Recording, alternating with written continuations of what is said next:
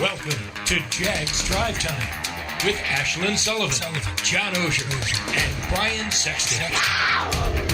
Jags Drive Time starts right now. Yes, sir. Yes, sir. Let's go. This James. Get off the field. Let's go. Let's go. Boy. Let's go. Let's go. There we go. There we go. Ah. Hey, stay together, y'all. Stay together. Stay together. Ah. Yeah. Hey, we both got paid, bro. Appreciate it. Appreciate it, bro. You too, man. Congratulations on your baby too, bro. Appreciate it, bro. Appreciate it. Wow, bro. I was like, bro, that's so smooth, bro. Boy, hey, that's how to jump in the action. We're starting this Wednesday morning off with some intensity, some yelling from DeJuan Smoot, mic'd up on Jaguars.com. You can check out all the mic'd up features always on Jaguars.com. I kind of forgot about that Dante Fowler Smoot little connection there and them saying hello. Yeah, I did too. Until that moment. I spent a good bit of time with Dante Fowler the day before the draft in 2015 in Chicago. And the crazy whacked out shoes that he spent $5,000 on. Remember that outfit, yes. He had his issues, but I always enjoyed that guy. He, was always entertaining. I will never forget the video board segment when you interviewed him after the win. And I had to drag Calais into it to make it make sense. Yeah, because all he said was win, win, win, right. and tried to leave. No, big boy. We got much more to talk about here. He did. Played good that day. You know, he always played well against Patriots. For whatever reason, those were the games where he got it going. Yes, he did. We are getting ready for a game in Los Angeles this weekend against the Los Angeles Rams, and we all know the struggles the Jaguars have with traveling to the West Coast and just the struggles of this team right now. It makes you a little nervous for this matchup this weekend. Not going to lie. Well, Brian, I'm not a huge – I mean, yes, they struggle out west. But it's mostly because they haven't been as good as the teams they've played. Yeah, I mean, I can remember covering the team in the 90s and when they were good, and they won some games out west. Well, not so much since because they haven't been very good. So I think it's more that than the West Coast thing. Yeah, the only place they've ever won on the West Coast is Oakland, and they've won there a couple of times. And unfortunately, they're not playing in Oakland Yeah, anymore. no, they don't. Yeah, that win that got that. Glad they got that so last that's out one the window. in 2019. Right. When they went to San Diego, the Chargers were better. Phillip Rivers just beat them. Seattle is Seattle, and the Niners is just always, who knows when they change that, but it's mostly been because it has nothing to do with the travel. We saw that with the Niners. It has everything to do with the talent, and that level has to get stronger here. Yes. Now they've gotten rolled out west. I think the getting rolled out west 41-0 in 2009 does come into you missed play that one. Yeah. In terms of the West Coast travel stuff. So we'll see. We will see. We go into big things with a lot of stuff of what we know, what we don't know, what we think we know. We start with what we do know, and that is all about rookie quarterback Trevor Lawrence, who is coming off a rough game where he admittedly said he can play much better, but this is the franchise quarterback, and that is something we do know. As far as the passing game, that is a work in progress. Just the fluidity. Pass game's a lot of timing and comfort, and you got a 22-year-old quarterback, and you keep rotating receivers. No one's fault. It's just guys get dinged, guys get hurt. And what's your vertical stretch? Because eventually that's going to shut down, and we're seeing a lot of teams play man coverage on us right now.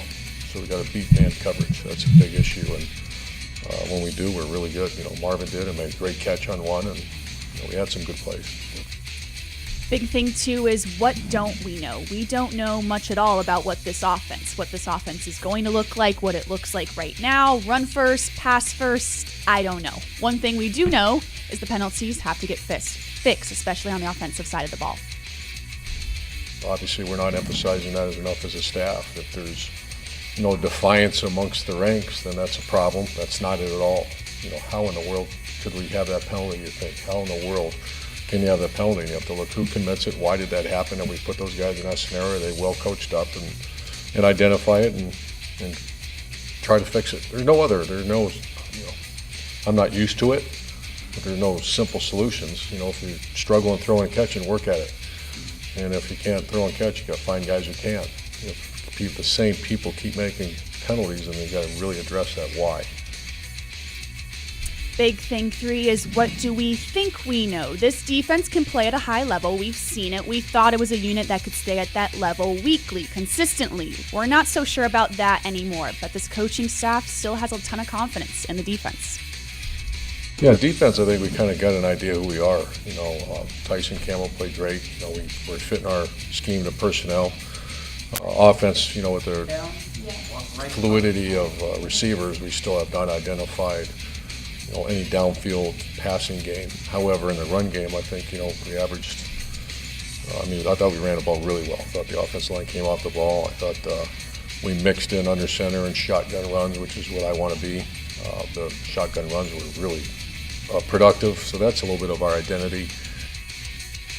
And that is big things, a lot of stuff we're trying to figure out. We got a lot of questions this week, as you can see. And the biggest question I think I have when I hear head coach Urban Meyer talk about that offense and the running game that they feel strong about, I still can't figure out why James Robinson is not on the field more. And I understand he's banged up, and I understand they're probably trying to be cautious with him, but especially those goal line drives, I still can't figure it out. Can you guys? Well, I have to trust that Urban Meyer is relaying what he's being told in the press conference, because he never hasn't done that. Mm-hmm. And every time he's asked about it, it's they don't believe he's 100% with the heel. And when they go into games, they clearly have a rotation in mind. They have a way they want to use them, and they stick to that even in situations where to the fans it looks like, oh my God, I can't believe James Robinson's not in there. I have to believe that's the reason, because I can't think of another reason. I can't either. So, I get that it causes a hue and cry. And there was a big thing this week about when Urban said, well, I'll have to check to see why he wasn't in the game. That's not unusual for position coaches to be the ones deciding this is the rotation. It doesn't get noticed really anywhere except running back, because if they rotate the defensive backs, nobody notices because they're not getting carries. Yeah. So. Well, I mean, he's playing the role of CEO, right? He's delegating to his offensive coordinator and his defensive coordinator. Which, in terms of rotation, all coaches delegate to position coaches. Exactly.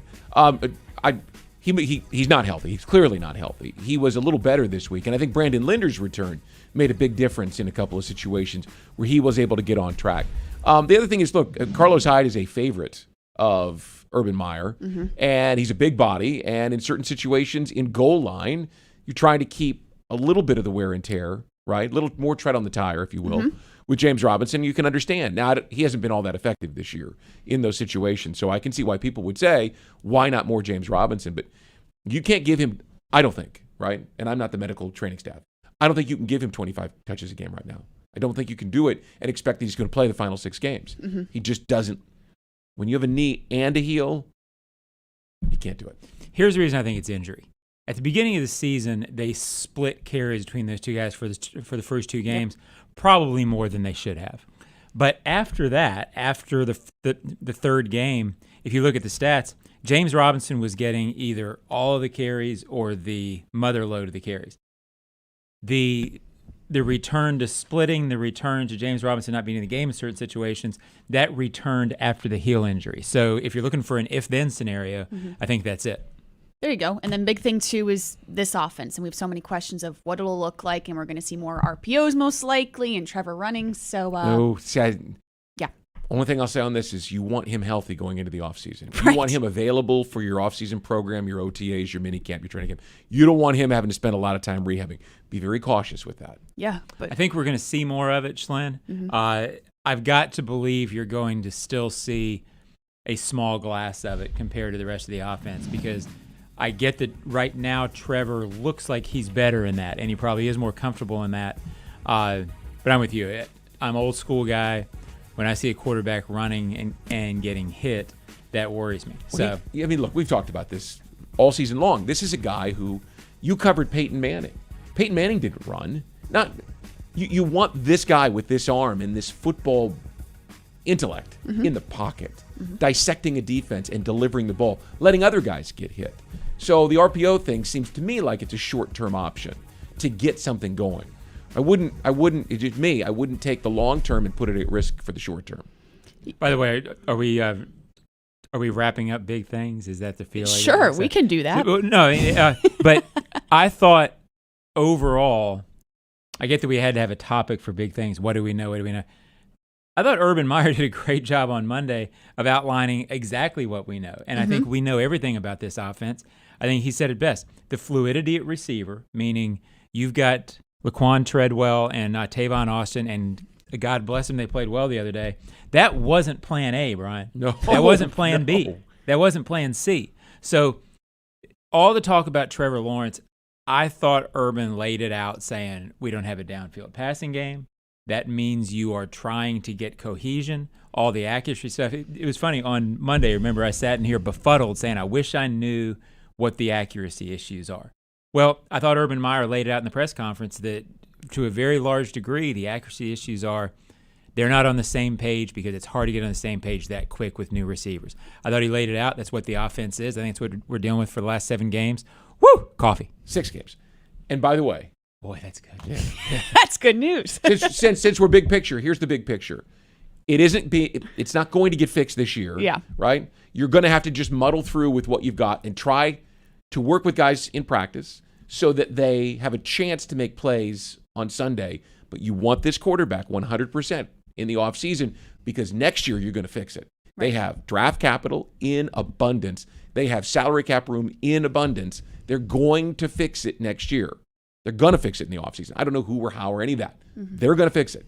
Make sure your quarterback is 100%. Yeah, and it wasn't Urban Meyer making excuses. It was really more so the first time he was honest about the situation, saying, hey, DJ Chark, Travis Etienne, we don't have them on the field, so this is what we have to work with for the next 6 weeks. Yeah, he's been good. I mean, he's been talking about it. I think at some point in the season, we talk about it all the time, Brian and Ashlyn, you figure out what the team is. We do as people who cover it, you're trying to figure out why couldn't they do this? Why couldn't they do this?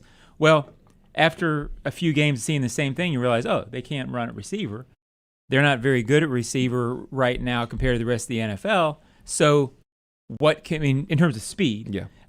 So what are they? Well, that's what they are. And I think Urban Meyer on Monday kind of said, this is what we are. We've got to figure it out. But I think implied in that, too, is there's not that much to figure out at this point. No, it is what it is. And it is what it is. This is sort of a crazy saying, but it's the best version of yourself. Just go be the best version of what you are right now. Yeah, what you have available. Execute, which is what the coach is always talking about. Execute to the highest level you can, which, by the way, makes the 18 practices, because they really have 3 practices a week. There are 18 of them left. You're counting down, I see. Well, I'm just trying to be complete. He's got a little Jaguars Advent calendar that he pops it out. When I think of Advent, I do not think of the Jaguars. Very fair. but it's one of those things where you've got to get the most out. Every practice is as important as every game for this team this season. Yes, 6 games left of the 2021 season. That is big things when we come back on Jaguars Drive Time. Some of this or that coming up.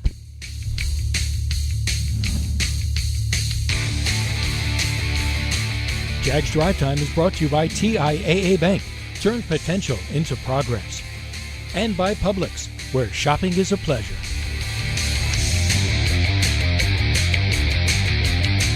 Your family isn't like anyone else's. Your home shouldn't be either. At Dreamfinders Homes, you can build the home of your dreams in one of their 30-plus communities in Northeast Florida. Choose from luxury single-family homes or maintenance-free townhomes from the 200s. Dreamfinders specializes in homes built to fit your lifestyle. To find out more, call 904-738-0165 or visit dreamfindershomes.com. This season, make Pepsi your go-to game day drink because it's the only drink for football watching. Just look for 20-ounce Pepsi products in the cooler door at your local Gate convenience store and see how you could win an exclusive VIP experience at the Jacksonville Zoo and an opportunity to eat lunch with a Jaguars player. Eat with a big cat. Courtesy of Pepsi and Gate. No purchase necessary. Visit jaguars.com/zoo for official rules and details. Ends 12/31/21. At VyStar Credit Union, you inspire us to deliver on our promise, to do good for our members and our communities. That's why we offer more banking options, like better rates and no hidden fees. We also give back, donating several $1 million to hundreds of nonprofits each year. Better financial lives, stronger communities. VyStar Credit Union. Do good. Bank better. Visit vystarcu.org/join. Insured by NCUA.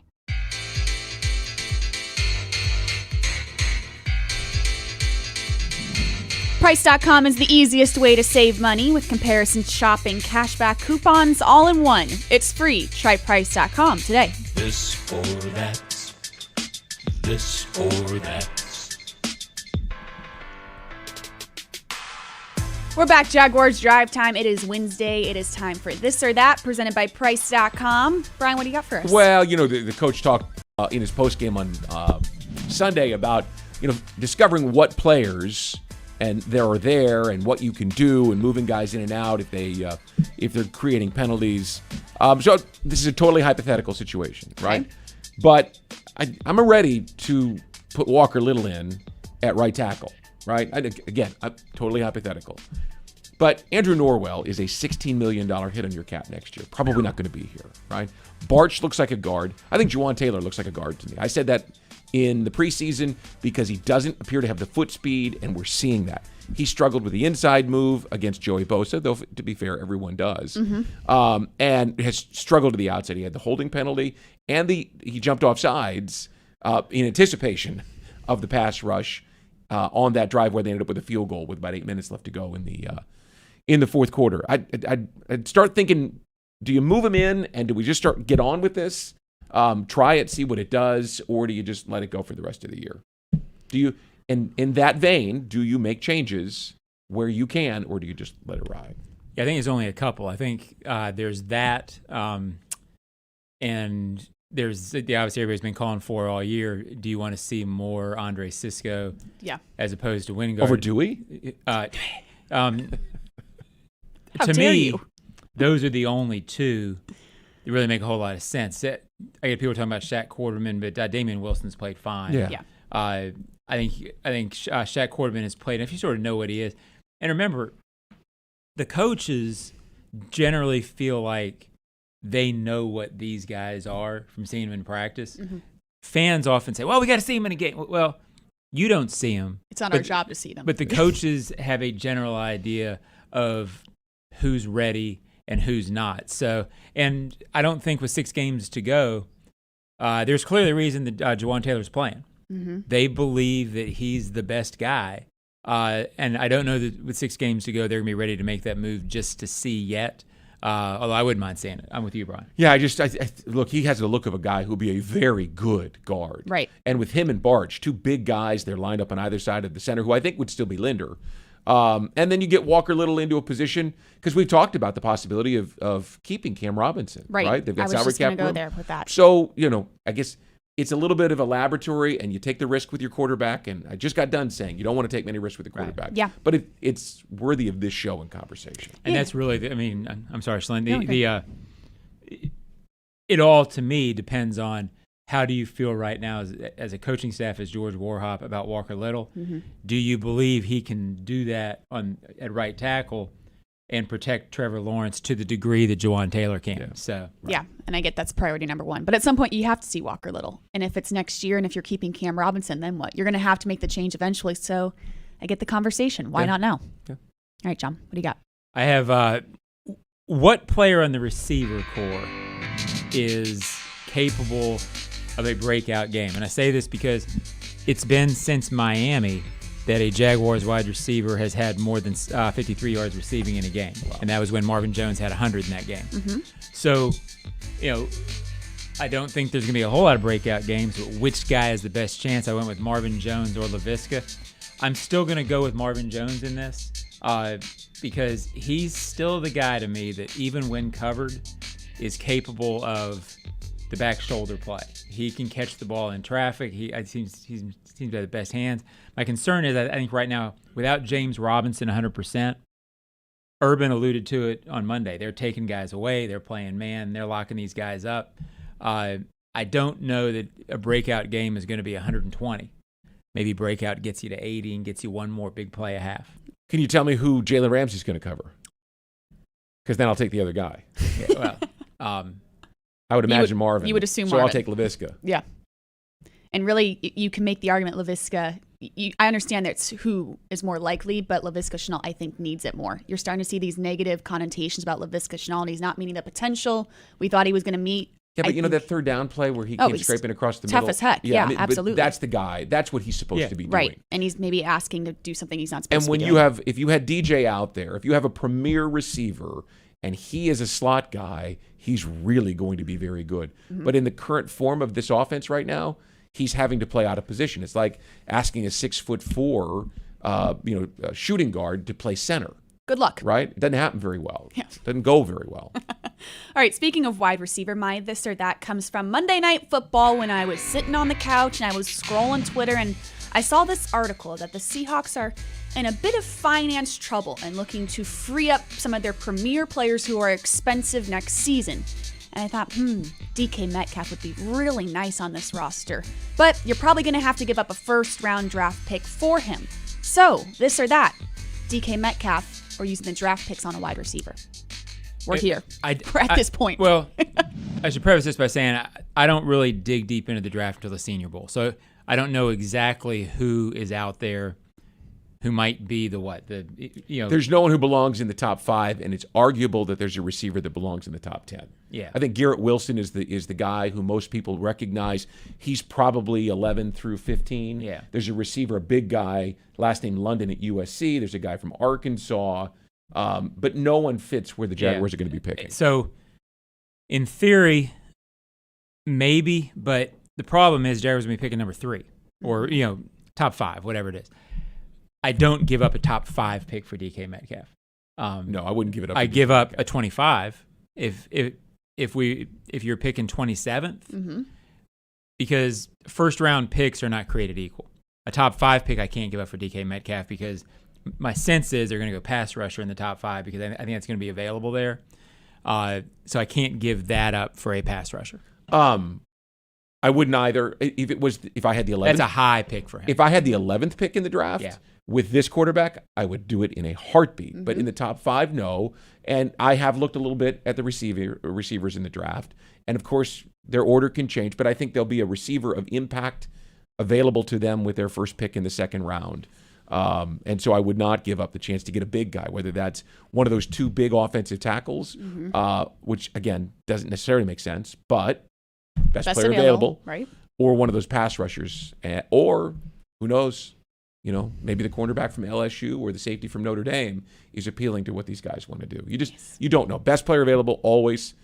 I wouldn't do it. It was a peculiar topic because I was sitting on the couch thinking, would I do this? Maybe. At 11, I would. At number 11, all day long. It all depends on where you're picking in the first round, right? With a premium pick, and because history shows you. So maybe you trade back to 11. Yeah, now we're talking. Or trade up for late in the first round. History shows you can get receivers to make huge impact outside the top 20. You can. Absolutely. And that is This or That, presented by Price.com. When we come back on Jaguars Drive Time, some Ashlyn Ask here on a Wednesday.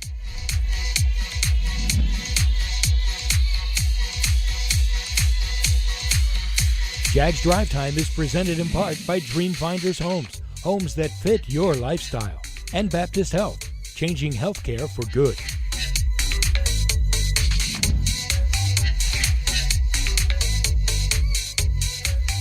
Your family isn't like anyone else's. Your home shouldn't be either. At Dreamfinders Homes, you can build the home of your dreams in one of their 30-plus communities in Northeast Florida. Choose from luxury single-family homes or maintenance-free townhomes from the 200s. Dreamfinders specializes in homes built to fit your lifestyle. To find out more, call 904-738-0165 or visit dreamfindershomes.com. At VyStar Credit Union, you inspire us to deliver on our promise, to do good for our members and our communities. That's why we offer more banking options, like better rates and no hidden fees. We also give back, donating several $1 million to hundreds of nonprofits each year. Better financial lives, stronger communities. VyStar Credit Union. Do good. Bank better. Visit vystarcu.org/join. Insured by NCUA. Hi folks, Frank Frangie here to tell you where to find the most authentic Southern pit barbecue in all of Jacksonville. That's right, Bono's. For 72 years, Bono's has been smoking real pit barbecue right here on the First Coast. Smoked for hours, served in minutes, and always cut to order. You can find Bono's locations all around town and on game day at TIAA Bank Field. Bono's is the official barbecue of the Jacksonville Jaguars. If you want great barbecue, head to Bono's today. If you don't see a pit, it ain't legit.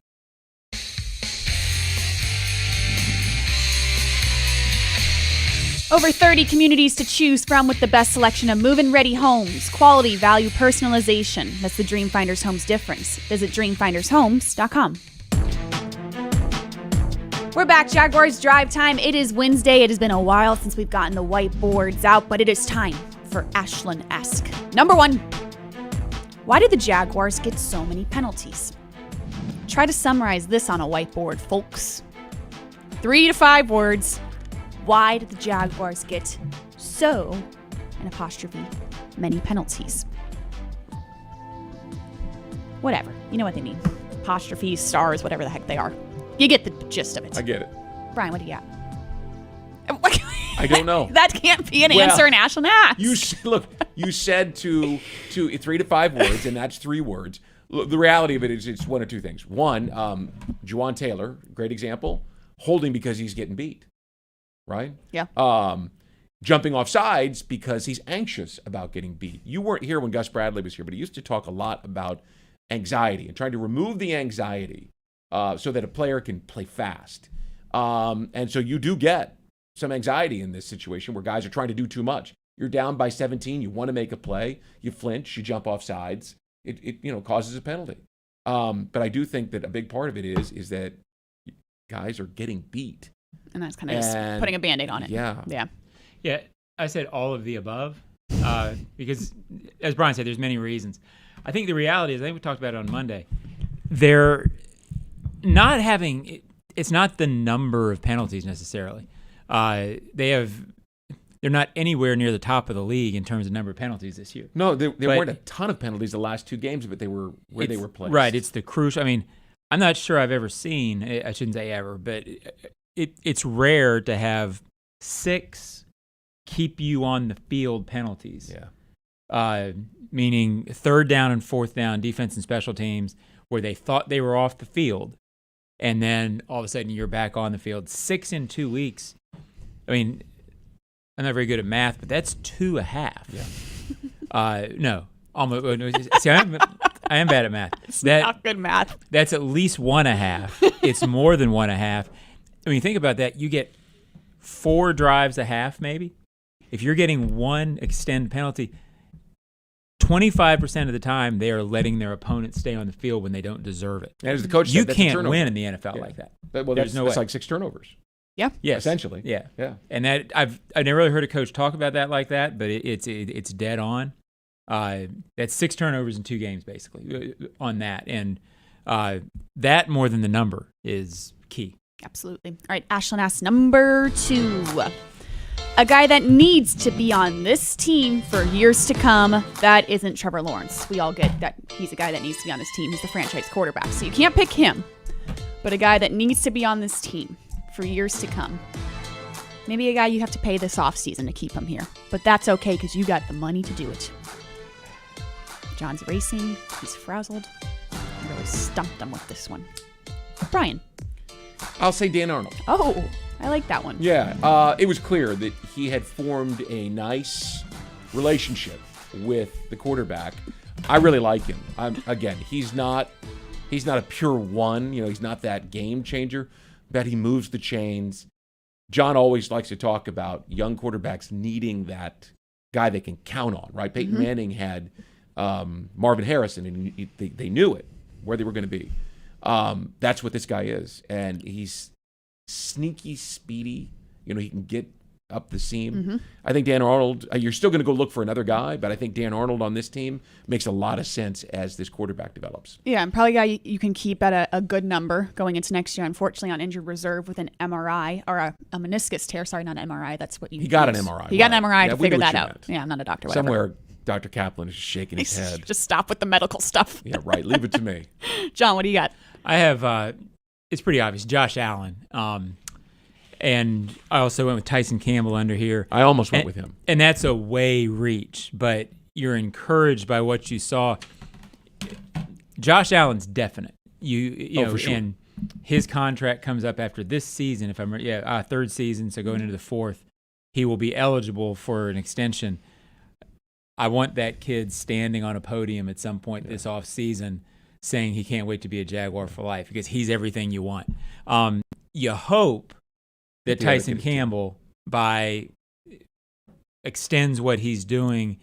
He played like a 1 the other day. He did. I don't want to say dominant force, but he made big plays. He did some special stuff. Yeah. I mean, and he did he was not only on the ball good in terms of his ball awareness, which he hasn't been all season, but he is physical. Yeah. Urban's talked about that all year. If you get that combination, that's interesting, because all of a sudden there's less to address in the offseason in terms of core going forward. You want to see that for 7 more games. I sit with Fred 6 Taylor more games. On game day, and Fred knows him, has known him since he was a little kid. They have mutual friends down in South Florida, where in Weston, Plantation. And Fred has been saying, just give this kid time. He just needs to figure out how to play at this level. He's got all the physical skills. We're going to see Jalen Ramsey on Sunday. He's really quick. And we're going to talk about Jalen tomorrow a lot, I'm sure. I can't wait for that. Yeah, I know. But my point is that since he left, we haven't had a cornerback. I can't wait to talk about that. A cornerback with the kind of physical characteristics that Jalen had. The height, the length, the quickness, as you just mentioned, the speed. And I think he's very quiet. He's not like Jalen. You want to talk about polar opposite personalities. But I've talked to him enough. He's smart. Yeah. And I think he's going to be a difference maker in the secondary. And the coach has been talking about it the whole season.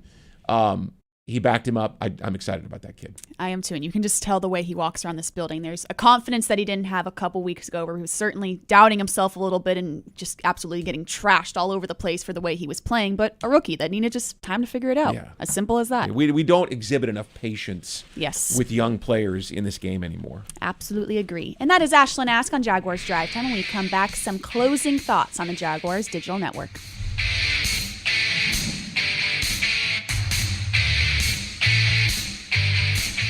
Your family isn't like anyone else's. Your home shouldn't be either. At Dreamfinders Homes, you can build the home of your dreams in one of their 30-plus communities in Northeast Florida.